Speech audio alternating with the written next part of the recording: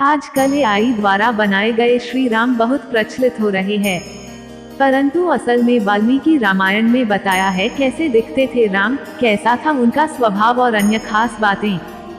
रामनवमी का पर्व भगवान राम के जन्म दिवस के रूप में मनाया जाता है। हिंदू कैलेंडर के चैत्र माह के शुक्ल पक्ष की नवमी तिथि को भगवान राम का जन्म होने से इस दिन को रामनवमी कहा गया है। वाल्मीकि रामायण के अनुसार श्री राम का जन्म इस दिन पुनर्वसु नक्षत्र में हुआ था। रामायण में वाल्मीकि ने श्री राम के बारे में छोटी से छोटी बातें बताई हैं। उन्होंने श्री राम के स्वभाव और गुण के बारे में तो बताया ही है, वहीं उन्होंने अपने ग्रंथ में श्री राम के रंग, रूप और शारीरिक संरचना का भी वर्णन किया है। रामनवमी पर हम आपको बता रहे हैं वाल्मीकि रामायण के अनुसार कैसा था श्री राम का रंग, रूप, स्वभाव और गुण। श्री राम कैसे दिखते थे? वाल्मीकि रामायण के अनुसार श्री राम के बाल लंबे और चमकदार थे। चेहरा चंद्रमा के समान सौम्य, कांति वाला, कोमल और सुंदर था। उनकी आंखें बड़ी और कमल के समान थी। उन्नत नाक यानी चेहरे के अनुरूप सुडौल और बड़ी नाक थी। उनके होठों का रंग उगते हुए सूर्य की तरह लाल था और दोनों होंठ समान थे।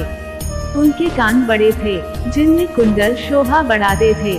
उनके हाथ लंबे थे, जो कि घुटनों तक आते थे, इसलिए उन्हें आजानुभुज कहा गया है। पेट भी उन्नत यानी शरीर के निचले हिस्से के अनुपात में ज्यादा बड़ा नहीं और ज्यादा छोटा भी नहीं था। उनका पेट 3 रेखाओं से युक्त था, जिसे अतिशुभ माना गया है। श्री राम के पैरों की लंबाई शरीर के ऊपरी हिस्से के समानुपात में थी। श्री राम का स्वभाव, श्री राम किसी के दोष नहीं देखते थे। वे सदा शांत रहते थे और सांत्वना पूर्वक मीठे वचन बोलते थे। उनसे कोई कठोर वचन भी बोलता तो श्री राम उस बात का जवाब नहीं देते थे। कभी कोई एक बार भी उपकार कर देता तो वो उस एक उपकार से सदा संतुष्ट रहते थे।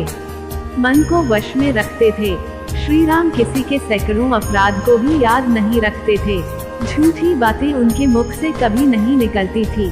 वो बुजुर्ग लोगों का सम्मान करते थे। प्रजा के प्रति उनका और उनके प्रति प्रजा का अनुराग था। श्री राम दयालु, क्रोध को जीतने वाले और ब्राह्मणों की पूजा करते थे। दुखी लोगों के प्रति दया रखते थे। श्री राम के गुण, श्री राम पराक्रमी थे। भूमंडल में उनके समान कोई नहीं था। वे विद्वान और बुद्धिमान थे। वो निरोगी थे। श्री राम हमेशा युवा ही रहे। वे अच्छे वक्ता थे। श्री राम देश काल के तत्व को समझने वाले थे, इसके साथ ही संपूर्ण विद्याओं के विद्वान थे। वे वेदों के ज्ञाता और शस्त्र विद्या में अपने पिता से भी आगे थे। उनकी स्मरण शक्ति अद्भुत थी। समय समय पर होने वाला उनका क्रोध या हर्ष कभी निष्फल नहीं होता, यानी उसका भी फल मिलता था। वो वस्तुओं के त्याग और संग्रह को भली भांति जानते थे। अस्त्र शस्त्रों के अभ्यास में समय देने के अलावा श्री राम समय निकालकर ज्ञानी, उत्तम चरित्र और महात्माओं के साथ समय बिताने की कोशिश करते और ज्ञानियों से कुछ न कुछ सीखते रहते थे और सदा ही मीठा बोलते थे।